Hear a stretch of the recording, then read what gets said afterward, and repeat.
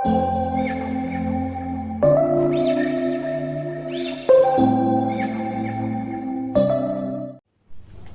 Students, welcome to aptitude वाला maths.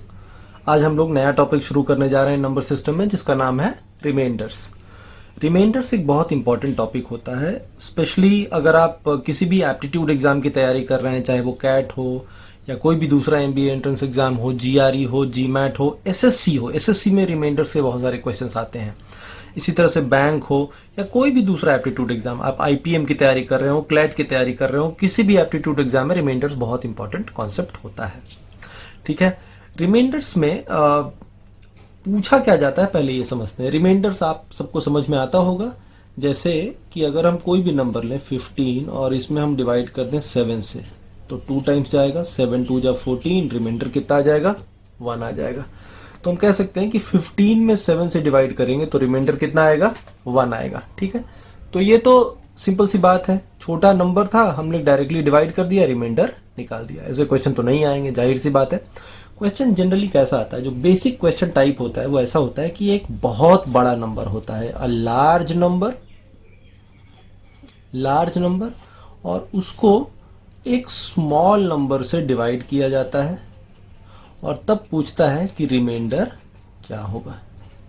ये large number इतना लार्ज होगा कि मैन्युअली डिवाइड करना पॉसिबल नहीं होगा। क्वेश्चन ऐसा ही रहेगा, इतना लार्ज नंबर रहेगा कि स्मॉल नंबर से मैन्युअली चाहेंगे कि हम इस तरह से डिवाइड करके रिमाइंडर निकाल लें तो ये पॉसिबल नहीं होगा। तो ऐसे केस में रिमाइंडर हम कैसे निकालते हैं, इसी तरह के क्वेश्चंस रिमाइंडर्स में आते हैं। ठीक है, आई होप इतना समझ में आया होगा। अब ये जो लार्ज नंबर होता है, ये जो बड़ा नंबर है, लार्ज नंबर, ये किस फॉर्म में रहता है? ये पावर के फॉर्म में रह सकता है, ये फैक्टोरियल के फॉर्म में भी रह सकता है, और ये एक लार्ज नंबर दिया रह सकता है, गिवन रह सकता है। एक एग्जांपल लेते हैं, समझ में आएगा। जैसे पावर के फॉर्म में रहेगा तो कैसा रहेगा, लिखेगा 15 टू द पावर 197, या रहेगा 123 टू द पावर 249। इस तरीके से पावर के फॉर्म में एक बड़ा सा नंबर रहेगा और इसमें एक छोटे नंबर से डिवाइड करके रिमाइंडर निकालने को कहा जाएगा। तो ऐसा हो सकता है लार्ज नंबर। फैक्टोरियल के फॉर्म में कैसा होगा, लिखेगा 120 फैक्टोरियल, या लिखेगा 120 फैक्टोरियल टू द पावर 197, कुछ इस तरीके से बड़ा सा नंबर फैक्टोरियल के फॉर्म में। या एक लार्ज नंबर दिया रह सकता है, जैसे कहेगा कि 121212 अप टू 100 डिजिट्स, तो एक 100 डिजिट का नंबर हो गया और इसको किसी नंबर से डिवाइड करके पूछेगा कि रिमाइंडर क्या है। तो बेसिक जो हमारा क्वेश्चन होता है रिमाइंडर में वो ऐसा ही आता है कि एक बहुत बड़ा नंबर रहेगा, उसको किसी स्मॉल नंबर से डिवाइड करने को दिया रहेगा और पूछेगा कि रिमाइंडर बताइए। ठीक है, जाहिर सी बात है मैनुअल डिवीजन पॉसिबल है नहीं, क्योंकि नंबर बहुत बड़ा है, इसमें इसको मैनुअली डिवाइड तो कर ही नहीं सकते। अगर कहेगा कि इसको 9 से डिवाइड करके रिमाइंडर बताइए, तो जाहिर सी बात है हम मैनुअली 9 से डिवाइड तो कर नहीं सकते, तो हमें कुछ और मेथड देखना पड़ेगा। तो इस टॉपिक में, रिमाइंडर्स में, हम लोग यही देखने वाले हैं कि कब जब एक बहुत बड़ा नंबर रहेगा उसको एक स्मॉल नंबर से डिवाइड करेंगे तो रिमाइंडर के निकालने के क्या क्या मेथड हो सकते हैं। ठीक है, इसमें कई सारे कॉन्सेप्ट हैं, सारे कॉन्सेप्ट को हम लोग एक एक करके समझेंगे। तो अभी हम लोग कुछ बेसिक पहले बातें समझते हैं, बेसिक कॉन्सेप्ट्स समझते हैं पहले, क्योंकि पहले बेसिक कॉन्सेप्ट समझिए। बेसिक कॉन्सेप्ट समझ लेंगे, उसके बाद हम लोग बड़े बड़े क्वेश्चंस के कॉन्सेप्ट को भी आगे समझेंगे, क्योंकि उन सभी क्वेश्चंस में ये बेसिक कॉन्सेप्ट्स लगने वाले हैं। तो बेसिक कॉन्सेप्ट सबसे पहले समझते हैं रिमाइंडर से रिलेटेड। ठीक है, पहला, अगर कुछ नंबर्स का सम दे रखा है, ठीक है, जैसे मान लीजिए कहता है कि, जैसे कि एग्जाम्पल लीजिए आप, से 43 प्लस 51, ठीक है, और उसको 7 से डिवाइड करना है। इसी तरह से एक और देगा, इसी में एक और नंबर लिख देते हैं 43 प्लस 51 प्लस 52, और इसको भी 7 से डिवाइड करना है, इस तरीके से। ठीक है, अब चेक कीजिए, 43 प्लस 51 हम मैनुअली करेंगे तो कितना होगा, ये 94। 94 को 7 से डिवाइड करिएगा तो कितनी बार जाएगा, 13 7 जा 91, क्या रिमाइंडर आएगा, रिमाइंडर आएगा 3। 13 7 जा 91, रिमाइंडर क्या आ गया, 3 आ गया। इसी तरह से यहाँ पे भी देखिए, अगर हम इन सबको ऐड करें 50 50 140 140 140 और 6 146, कितना है 146 डिवाइडेड बाई 7, 27 जा 140, क्या रिमाइंडर आएगा 6 आएगा। मैनुअली निकाल रहे हैं, कोई हम लोग फॉर्मूला, कोई ट्रिक, कोई हम लोग दूसरा मेथड नहीं यूज कर रहे हैं, जैसे निकाला जाता है वैसे ही निकाल रहे हैं बेसिक।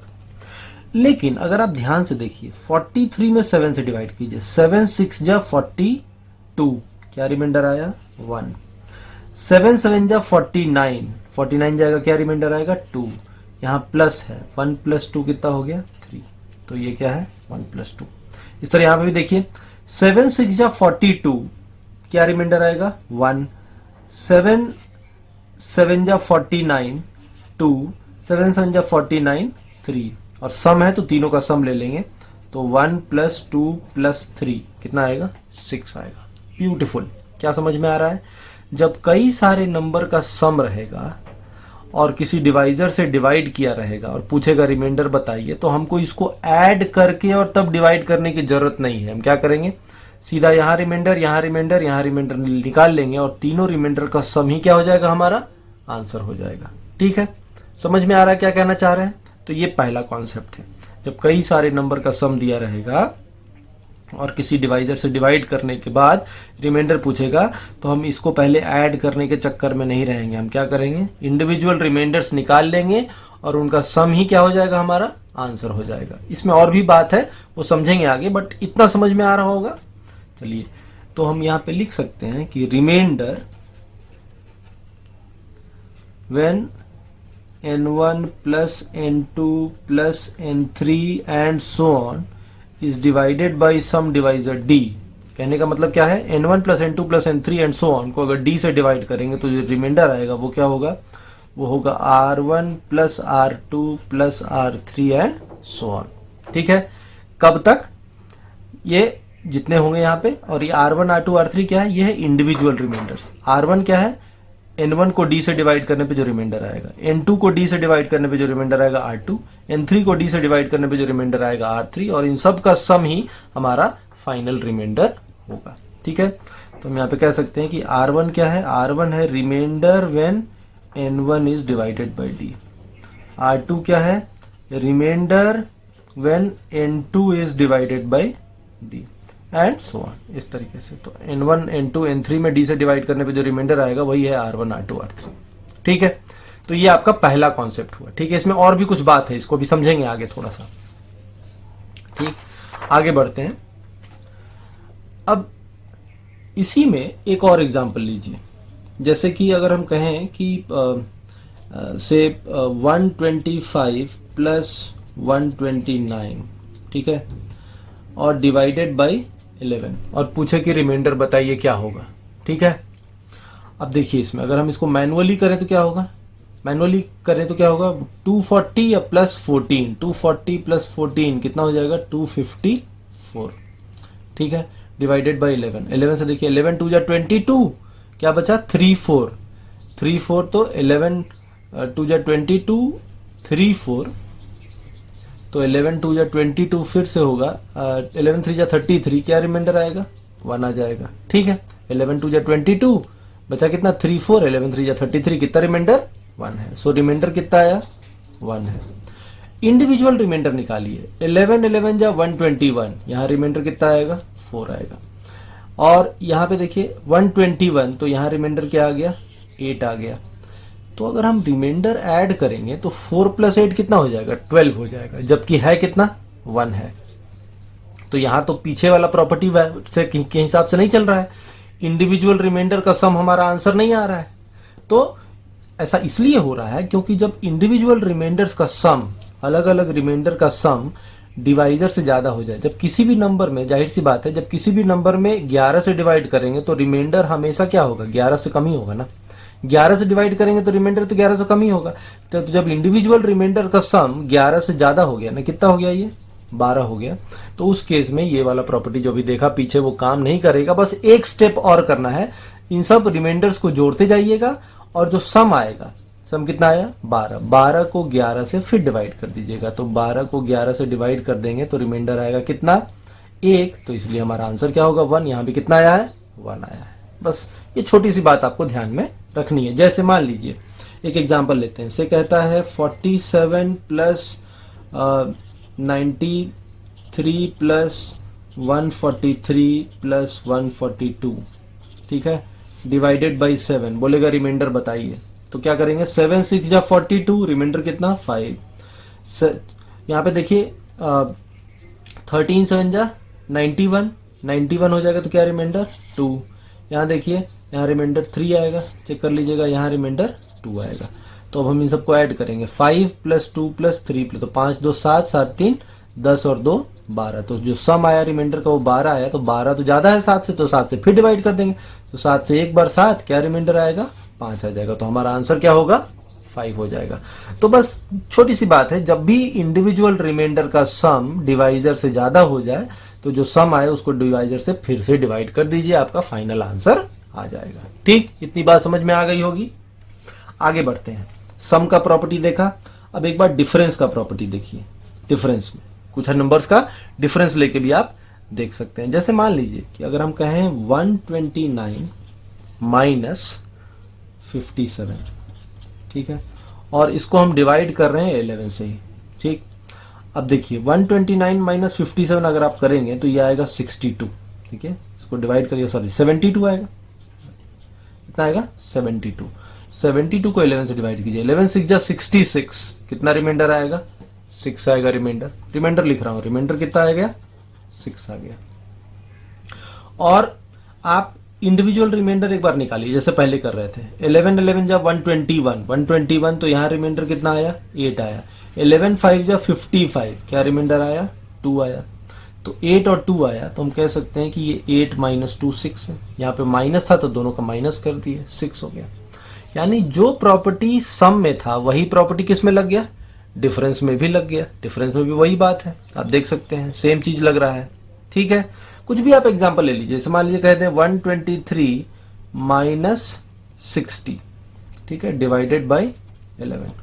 इस वाले एग्जांपल को मैं जानबूझ के अलग से लिया हूं, इसमें थोड़ा कैच है। डिफरेंस में हमेशा थोड़ा केयरफुल रहना है, और ये हम लोग समझेंगे आगे अभी।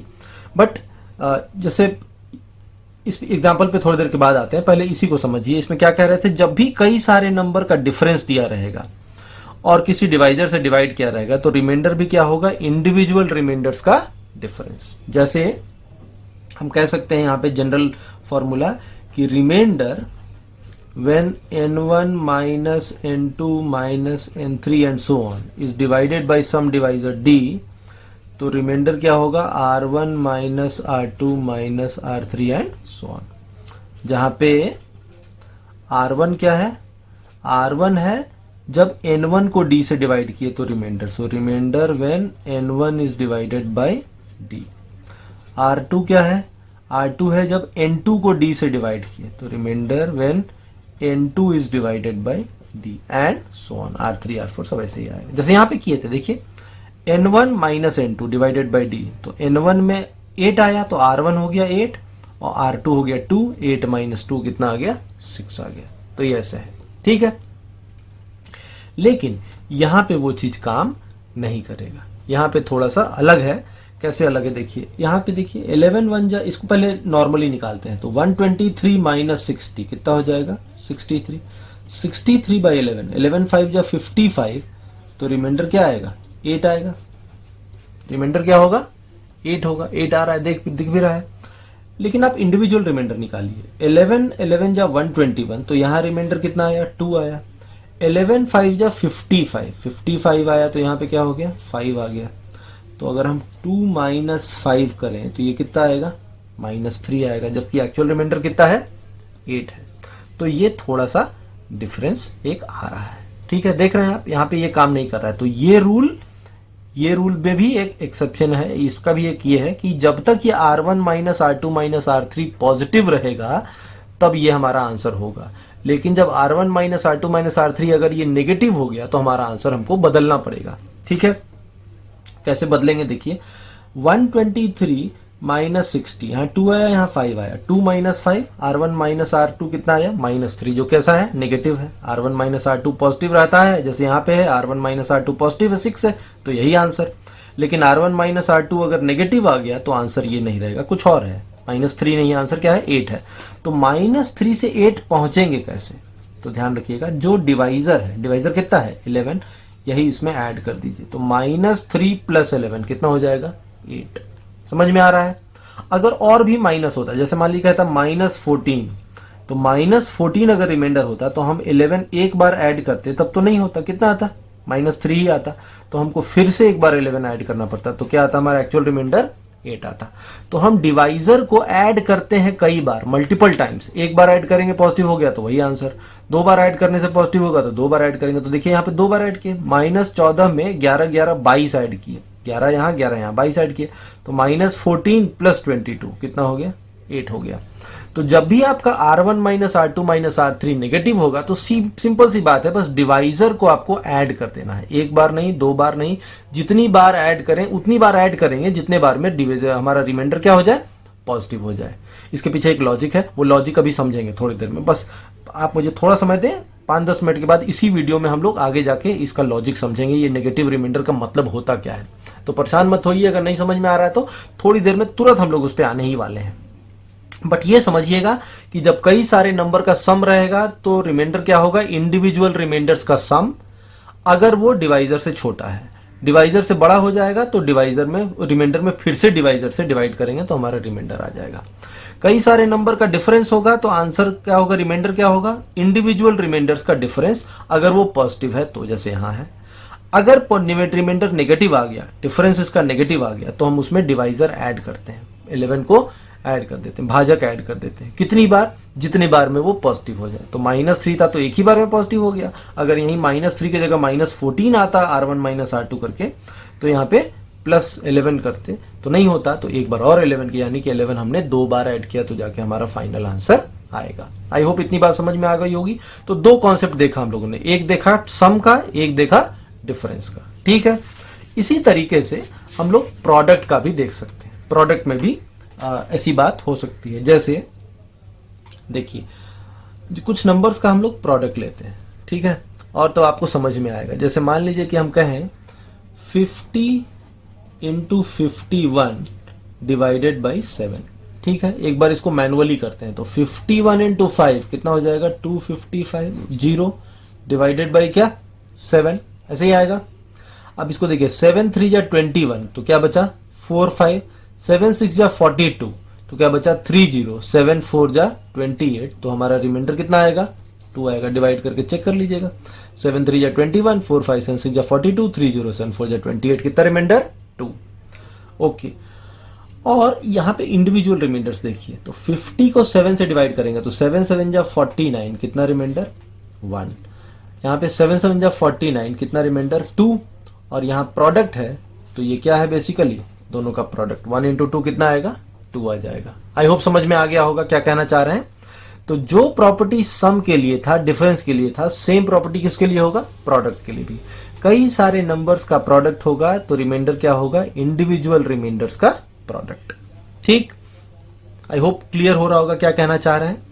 जैसे एक और एग्जांपल ले लीजिए, जैसे अगर यहीं पे रहता 56 × 68 है डिवाइडेड बाई 11, तो हम कहते हैं 11 5 जा 55, तो कितना आता, 1 आता।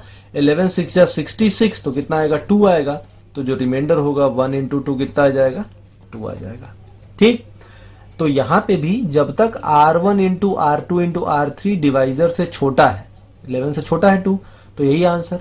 और अगर ये प्रोडक्ट ऑफ रिमाइंडर्स बड़ा हो जाए डिवाइजर से, तो हम लोग फिर से डिवाइजर से डिवाइड कर देते हैं, यही हमारा कॉन्सेप्ट है। जैसे मान लीजिए इसी में हम लोग कहते हैं 56 × 68 × 80 × लेट्स से, अगर हम लोग कह दें 60 और कह दें डिवाइडेड बाई सेम 11, तो यहां पे अगर हम देखें तो यहां पे तो रिमाइंडर 11 5 जा 55 कितना आएगा, 1 आएगा। 11 6 जा 66, 2 आएगा। 11 7 जा 77, तो 3 आएगा। 11 5 जा 55, तो क्या आएगा, 5 आएगा। अब यहाँ पे अब इनका जब प्रोडक्ट लेंगे तो देखिए 1 × 2, 2 × 3 6, 6 × 5 कितना हो गया, 30 हो गया। तो 30 तो ज्यादा है 11 से, तो 11 से फिर से डिवाइड कर देंगे, तो 11 × 2 22, 22 निकल गया, तो कितना बचेगा, 8 बचेगा। तो हमारा आंसर क्या होगा, 8 हो जाएगा। बहुत सिंपल सी बात है, जब तक ये प्रोडक्ट ऑफ रिमाइंडर छोटा हो डिवाइजर से तो वही answer, product of remainder divisor से बड़ा हो जाए तो डिवाइजर से फिर से डिवाइड कर देंगे, जो आंसर आएगा रिमाइंडर वही हमारा आंसर हो जाएगा, ठीक। इतना क्लियर है। तो हम यहाँ पे जो चीज सम के लिए था वही चीज प्रोडक्ट के लिए भी था, वही चीज डिफरेंस के लिए भी था। तो आई होप इतनी बात समझ में आ गई होगी। तो यहाँ पे भी हम कह सकते हैं कि remainder when n1 into n2 into n3 and so on is divided by d will be equal to r1 into r2 into r3 and so on. जहां पे r1 r2 क्या है, इंडिविजुअल रिमाइंडर. r1 क्या है, r1 है remainder when n1 is divided by d. r2 है remainder when n2 is divided by d. r3 क्या है, remainder when n3 is divided by d and so on. r1 r2 r3 क्या है, n1 में d से divide करने पे r1, n2 में d से डिवाइड करने पे r2, ऐसे करके जो यहां पे देखा. ये r1, ये r2, ये r3, ये r4. r1 into r2 into r3 into r4 ज्यादा हो गया 11 से फिर से डिवाइड कर दिए. यहां पे ज्यादा नहीं था तो यही आंसर. ठीक है, ओके.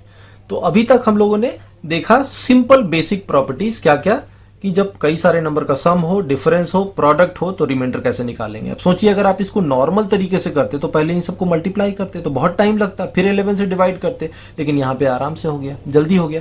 तो ये मेथड जानने से रिमाइंडर आप जल्दी निकाल पाएंगे. ठीक है, ओके. इतनी बात समझ में आ गई. चलिए आगे बढ़ते हैं. थोड़ी बहुत और बातें हैं इसमें. जैसे मैंने आपको बताया था नेगेटिव रिमाइंडर से क्या मतलब होता है, तो एक बार उसको भी समझ लेते हैं. Concept of negative remainders. ठीक है, आप इस रिमाइंडर्स का आज पहला क्लास है तो आज हम लोग बहुत बेसिक बातें समझ रहे हैं. आप लोग थोड़ा पेशेंस रखिएगा, धीरे धीरे करके हम लोग एकदम सबसे ऊपर के लेवल का क्वेश्चन भी डिस्कस करेंगे. सब कुछ आपको बहुत क्लियरली समझाया जाएगा इस चैनल में. तो आप लोग इस पे सारे वीडियोस को रिमाइंडर्स के देखिएगा, धीरे धीरे सब कुछ आपको समझ में आएगा, सारा कुछ आपको क्लियर हो जाएगा, एकदम बिल्कुल कोई कंफ्यूजन नहीं रहेगा. नेगेटिव रिमाइंडर अभी आया था, देखा था पीछे, है ना. तो नेगेटिव रिमाइंडर का क्या कॉन्सेप्ट है ये भी समझिए. जैसे मान लीजिए कि अगर हम ले एक नंबर से 47, ठीक है, और कहेंगे कि 47 में अगर 8 से या कुछ भी एक नंबर ले लें 7 से डिवाइड करेंगे तो रिमाइंडर क्या होगा बताइए. तो हमको पता है कि 7 से 6 ही टाइम्स जाएगा, 7 6 जा 42, रिमाइंडर क्या आ जाएगा, 5 आ जाएगा. ये हम कह सकते हैं. लेकिन अगर कोई मेरे जैसा बेवकूफ हो जिसको मैथ्स ज्यादा पता नहीं है तो वो उसको 6 टाइम नहीं 7 टाइम लगा देगा. उसको टेबल तो है नहीं पता, उसको तो पढ़ा आता नहीं है. 49 तो देखेगा अरे तो -2 आ गया, तो गड़बड़ हो गया. इसी तरीके से अगर कोई 8 टाइम्स लगा दे तो 7 8 जा 56 हो गया, तो 56 हो जाएगा, तो इसका मतलब कितना हो गया, -9 हो गया. ठीक है, तो हम कह सकते हैं कि -2 आया, उसका मतलब बेसिकली 5 आया, क्योंकि एक्चुअली में तो 5 ही आना है. -9 आया तो भी क्या हुआ, एक्चुअली 5 ही आया. तो कैसे समझेंगे, ये -2 को 5 में कैसे बदलेंगे, 7 ऐड कर देंगे, तो ये कितना आ जाएगा, 5 आ जाएगा. ये -9 को 5 में कैसे लाएंगे, -9 में 7 7 दो बार ऐड करना पड़ेगा, 14, तो 14 -9 भी कितना होगा, 5 होगा. तो कैसे आया, जब नेगेटिव रिमाइंडर आया तो हमने क्या किया, एक्चुअल रिमाइंडर निकालने के लिए क्या किया, डिवाइजर को ऐड किया. वही तो समझाया था कि जब भी रिमाइंडर नेगेटिव आ जाए तो आप डिवाइजर को ऐड कर दीजिएगा. यहां एक बार ऐड किया, यहां हमने 2 बार ऐड किया. आप ये भी समझ सकते हैं कि 1 बार और 2 बार क्यों हो रहा है. यहां 1 बार ऐड इसलिए हो रहा है क्योंकि हमने 1 बार एक्स्ट्रा किया. हमको 42 सब्ट्रैक्ट करना चाहिए था, हमने 49 सब्ट्रैक्ट कर लिया, तो 7 ज्यादा घटा दिया, इसलिए 7 जोड़ रहे हैं. यहां पे 42 घटाना चाहिए था, लेकिन हम 42 की जगह 56 घटा लिए, यानी 14 ज्यादा घटा लिए, तो हमको 14 ऐड करना पड़ा. तो कोसेंट 1 बढ़ाएंगे तो 7 ऐड करना पड़ेगा, कोसेंट 2 बढ़ गया तो 14 ऐड करना पड़ेगा, कोसेंट 6 से 9 कर दीजिएगा तो 7 × 3 21 ऐड करना पड़ेगा. इस तरह से आप कर सकते हैं, यानी कि डिवाइजर को ही मल्टीपल टाइम्स ऐड करेंगे तो एक्चुअल रिमाइंडर आ जाएगा. आई होप आपको क्लियर हो गया होगा कॉन्सेप्ट ऑफ नेगेटिव रिमाइंडर. तो नेगेटिव रिमाइंडर कहने का ये मतलब है कि जितनी बार हमें लगाना चाहिए था उससे हम ज्यादा बार लगा रहे हैं. 6 बार लगाना चाहिए था, हमने 7 बार लगा दिया, या 8 बार लगा दिया, या ज्यादा बार लगा दिया, तो हमारा रिमाइंडर नेगेटिव आ जाएगा. तो करेक्ट रिमाइंडर लाने के लिए हमको डिवाइजर ऐड करना पड़ता है, 1 बार चाहे 2 बार चाहे कई बार, जब तक कि वो पॉजिटिव ना हो जाए. आई होप इतनी बात समझ में आ गई होगी. तो आज अभी तक हम लोगों ने क्या समझा, कई सारे नंबर का सम होगा, डिफरेंस होगा, प्रोडक्ट होगा, तो रिमाइंडर कैसे निकालेंगे, और नेगेटिव रिमाइंडर का मतलब क्या होता है. नेगेटिव रिमाइंडर का मतलब होता है कि हमने डिवाइजर से जब लगाया, डिवाइड किया, तो हमने कोसेंट जितनी बार लगाना चाहिए था उससे ज्यादा बार लगा दे रहे हैं. तो एक्चुअल रिमाइंडर लाने के लिए डिवाइजर ऐड करना पड़ता है, 1 बार 2 बार 3 बार, कितनी बार भी. ओके, अब ये कॉन्सेप्ट ऑफ नेगेटिव रिमाइंडर क्यों बताया जाता है, इसका फायदा क्या है जानने का. तो इसके लिए भी आप कुछ एग्जाम्पल देख सकते हैं, छोटे छोटे एग्जाम्पल मैं अभी बताऊंगा, बहुत ज्यादा डिटेल में नहीं जाऊंगा, लेकिन कुछ इसके एग्जाम्पल समझिएगा। नेगेटिव रिमाइंडर का एप्लीकेशन क्या है, क्यों इसको बताया जाता है, ये कैलकुलेशन में हेल्प करता है। कभी कभी रिमाइंडर के क्वेश्चन में कैलकुलेशन में बहुत अच्छे से हेल्प करता है। जैसे एक एग्जाम्पल देखिए, 1247 इंटू 1382 इंटू 2487, ठीक है। बोलेगा कि इसको 8 से डिवाइड करेंगे तो रिमाइंडर क्या होगा। कॉमन सेंस की बात है, अभी देखा था, अगर हम लोग इस सबको मल्टीप्लाई करके 8 से डिवाइड करें तो बहुत टाइम लगेगा, इसको मल्टीप्लाई करने में ही चला जाएगा 3-4 मिनट, और फिर 8 से डिवाइड करें फिर रिमाइंडर निकालें, बहुत दिक्कत है। वैसे तो करेंगे नहीं, तो हम क्या बताए थे, इंडिविजुअल रिमाइंडर्स का प्रोडक्ट निकालिए, ठीक। अब इंडिविजुअल रिमाइंडर्स का प्रोडक्ट भी अगर आप निकालेंगे, देखिए हमको पता है कि जब भी किसी नंबर में 8 से डिवाइड करेंगे तो रिमाइंडर वही होगा जो आखिरी 3 डिजिट में होगा। यहां पे भी आखिरी 3 डिजिट में, यहां पे भी आखिरी 3 डिजिट में। क्यों ऐसा कह रहे हैं, क्योंकि 1247 क्या है, 1000 प्लस 247, और 1000 में तो 8 से डिवाइड हो जाएगा, तो यहाँ रिमाइंडर 0 और यहाँ जो भी रिमाइंडर आएगा, यानी जो 247 में रिमाइंडर आएगा वही हमारा एक्चुअल रिमाइंडर भी हो जाएगा। 0 प्लस आर तो आर ही देगा। तो हमको आखिरी 3 डिजिट यहाँ भी देखना है, यहाँ भी देखना है, और यहाँ भी देखना है। ये भी कितना है, 1000 तो डिविजिबल है। ये भी कितना है, 2000 प्लस 487, तो 2000 तो डिविजिबल है, तो उसमें तो 0, और 487 में जो आएगा वही आंसर होगा, ठीक है। अब देखिए 8 3 जा 24, तो यहाँ तो 7 आएगा, ठीक। यहाँ भी देखिए 8 4 जा 32, तो कितना बचा, 32, तो 6 2 तो 8 7 जा 56, तो यहाँ भी 6 आएगा। यहाँ पे भी देखिए 8 6 जा 48, तो यहाँ भी 7 आएगा। तो यहाँ पे रिमाइंडर आया 7, यहाँ पे रिमाइंडर आया 6, और यहाँ पे रिमाइंडर आया 7। अब इसको फिर से मल्टीप्लाई कीजिए, 7 6 जा 42 इंटू 7, 42 इंटू 7 को मल्टीप्लाई करके तब 8 से डिवाइड करेंगे ना, तभी आएगा क्या, हमारा एक्चुअल रिमाइंडर। लेकिन हम उतना क्यों करें, देखिए ऐसे करते हैं, 7 6 जा 42, तो ये कितना आ गया, 42 इंटू 7 डिवाइडेड बाई क्या, 8। अब 8 से डिवाइड कीजिए, 8 5 जा 40, क्या रिमाइंडर आएगा 2, और यहाँ क्या है 7, तो 14 को 8 से डिवाइड किए तो 8 1 जा 8, कितना रिमाइंडर आया, 6 आ गया, ठीक है। एक तरीका तो ये है।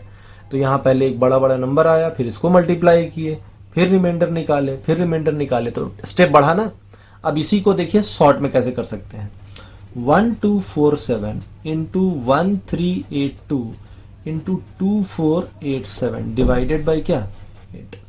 अब देखिए 247 है, अगर ये 248 रहता, 247 है, अगर ये 247 में 8 से डिवाइड कीजिए, 3 बार 24, 7 एक बार 8, कितना रिमाइंडर, -1। 248 रहता तो डिविजिबल होता, तो एक कम है, तो यहाँ रिमाइंडर क्या आएगा, -1। 384 रहता तो पूरा डिविजिबल रहता, तो 382 है तो 2 कम आएगा, तो कितना आएगा, -2। 488 रहता तो रिमाइंडर आता 0, तो एक कम है, तो इसलिए रिमाइंडर कितना आएगा, -1। समझ में आ रहा है क्या कह रहे हैं। अब ये कितना हो गया, -1 इंटू -2 इंटू -1, ये कितना आएगा, -2। अब -2 आया है तो -2 का मतलब क्या है, -2 प्लस 8, यानी एक्चुअल रिमाइंडर क्या आ गया, 6 आ गया। जब भी नेगेटिव आता है तो क्या करते हैं, डिवाइजर ऐड कर देते हैं, डिवाइजर ऐड कर दिए, कितना आ गया रिमाइंडर, 6 आ गया।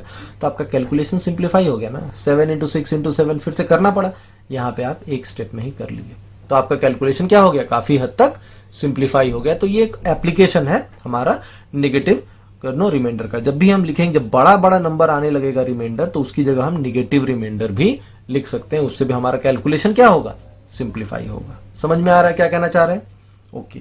अब इसके कुछ और भी एक एग्जाम्पल, एक दो आप देख सकते हैं। और जैसे मान लीजिए कहता है 454 to the power 192 divided by 7, ठीक है। अब यहां पे भी आप अगर देखें, इसमें भी तो 4, ये है क्या, ये है 454 इंटू 454 इंटू 454, कितनी बार, 192 टाइम्स, डिवाइडेड बाई क्या, 7। तो जब कई सारे नंबर का प्रोडक्ट होता है तो रिमाइंडर क्या होता है, इंडिविजुअल रिमाइंडर्स का प्रोडक्ट। तो अगर आप 454 को 7 से डिवाइड करें तो 7 6 या 42, क्या आया, 34। अब 5 बार लगा दीजिए, तो 7 5 या 35, रिमाइंडर कितना, -1। तो ये -1, यहां भी -1, सब जगह -1, तो -1 कितनी बार, 192 टाइम्स। तो -1 का पावर 192, यानी कितना आंसर आ जाएगा, 1 आ जाएगा। तो नेगेटिव रिमाइंडर के कॉन्सेप्ट से ये क्वेश्चन क्या हो गया, बहुत आसानी से सॉल्व हो गया। लेकिन अगर नेगेटिव रिमाइंडर का कॉन्सेप्ट नहीं लगाते तो यहाँ 6 6 6 6 आता, तो 6 का पावर कितना हो जाता 192 का पावर डिवाइडेड बाई 7, तो ये सॉल्व ही नहीं होता। इसका और भी मेथड है, हम लोग आगे और भी कॉन्सेप्ट देखेंगे, इसको करने के और भी बेहतर तरीके हैं। लेकिन हम कह सकते हैं कि नेगेटिव रिमाइंडर का कॉन्सेप्ट अगर हमें पता है तो हम इस क्वेश्चन को और भी आसानी से जल्दी से सॉल्व कर सकते हैं। ठीक है, ऐसे कई सारे एग्जाम्पल हो सकते हैं। एक और एग्जाम्पल देख लीजिए, जैसे मान लीजिए कहता है 120 का पावर 143 डिवाइडेड बाई कितना 11, तो ये कितना है, ये है 120 इंटू 120 इंटू 120 कितनी बार 143 टाइम्स, और डिवाइडेड बाई क्या 11। अब 120 को अगर हम 11 से डिवाइड करें तो एक बार 11 एक जीरो, फिर एक बार लगा दें तो रिमाइंडर कितना -1 -1 -1 -1 कितनी बार 143 टाइम्स, तो -1 का पावर 143 होगा तो -1 आएगा। पावर इवन तो 1, पावर ऑड तो -1, तो -1 आ गया। अब -1 का मतलब एक्चुअल रिमाइंडर क्या होगा +11। डिवाइजर ऐड कर देते हैं, सिंपल सी बात है, जब भी नेगेटिव रिमाइंडर आएगा तो डिवाइजर ऐड कर देंगे। ऐड कर दिए तो कितना रिमाइंडर आ गया 10 आ गया, तो हमारा आंसर क्या होगा 10 हो जाएगा। तो ये कुछ एग्जांपल्स है कॉन्सेप्ट ऑफ नेगेटिव रिमाइंडर्स के लिए। तो आज हम लोगों ने क्या देखा, कई सारे नंबर का सम होगा तो रिमाइंडर कैसे निकालेंगे, डिविडेंड अगर कई सारे नंबर का डिफरेंस होगा तो कैसे निकालेंगे, कई सारे नंबर का प्रोडक्ट होगा तो कैसे रिमाइंडर निकालेंगे, और नेगेटिव रिमाइंडर का क्या मतलब होता है, कॉन्सेप्ट ऑफ नेगेटिव रिमाइंडर्स। बहुत बेसिक बातें सीखे हैं आज, इस पे बेस्ड कुछ छोटे छोटे क्वेश्चंस हम लोगों ने देखे आज। अभी रिमाइंडर्स में बहुत सारे कॉन्सेप्ट हैं, तो इसमें हम लोग को कई सारे वीडियोस करके हमें इस पूरे कॉन्सेप्ट को समझाया जाएगा आपको। तो आप लोगों को अगर समझ में आया होगा, अच्छा लगा होगा तो जरूर सब्सक्राइब कीजिएगा। अगले वीडियो में हम लोग और भी कुछ कॉन्सेप्ट रिमाइंडर से रिलेटेड सीखेंगे, कुछ क्वेश्चंस भी देखेंगे। ठीक है, thank you all of you.